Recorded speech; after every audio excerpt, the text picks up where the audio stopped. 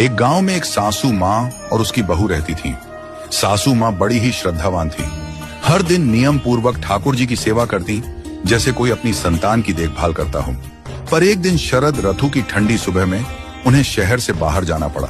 चलने से पहले उन्होंने सोचा, मैं ठाकुर जी को साथ तो ले जाऊं, लेकिन रास्ते में सेवा के सारे नियम कैसे निभा पाऊंगी। फिर उन्हें बहू का ध्यान आया, पर तुरंत ही चिंता की लहर दौड़ गई। उसे क्या पता ठाकुर जी की सेवा कैसे करनी है। उन्होंने बहू को बुलाया और कहा, बहू, अब ठाकुर जी की सेवा का सौभाग्य तुम्हें सौंप रही हूं। फिर सासू माँ ने हर एक बात विस्तार से समझाई।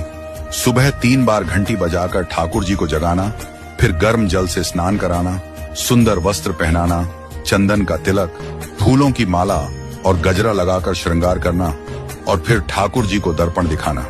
दर्पण में ठाकुर जी का हंसता हुआ मुख देखना, बाद में ठाकुर जी को राजभोग लगाना। बहू ने श्रद्धा से सब सीखा और सासू माँ से वादा किया, मैं सेवा में कोई कमी नहीं आने दूंगी माँ। इसके बाद सासू माँ चली गई।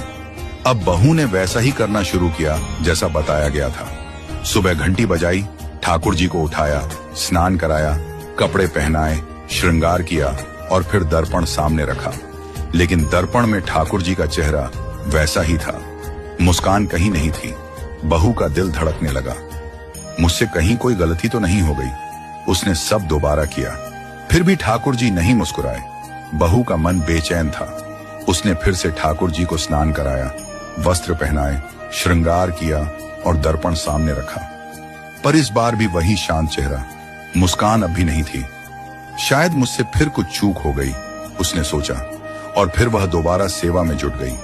ठाकुर जी को फिर से स्नान कराया, फिर से वस्त्र, फिर से श्रृंगार, फिर से दर्पण। पर ठाकुर जी का मुख अब भी हंसता न दिखा। यह सिलसिला चलता रहा। 6ठी बार, 7वीं, 8वीं और 12वीं बार तक बहू ने ठाकुर जी को नहलाया। अब वह थक चुकी थी, पर उसका भाव डगमगाया नहीं।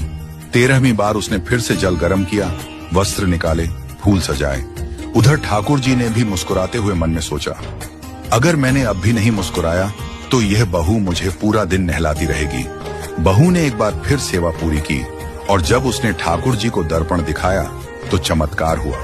दर्पण में ठाकुर जी की मनमोहिनी मंद मंद मुस्कान दिखाई दी। उसने हाथ जोड़कर ठाकुर जी का धन्यवाद किया।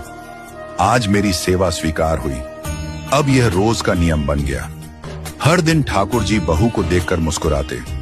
कुछ समय बाद जब सासू माँ यात्रा से लौट आईं, जैसे ही उन्होंने ठाकुर जी के दर्शन किए, बोली, प्रभु क्षमा करना, अगर मेरी बहू से आपकी सेवा में कोई त्रुटि रह गई हो तो अब मैं स्वयं सेवा करूंगी, पहले की तरह, पूरे नियम और भाव से।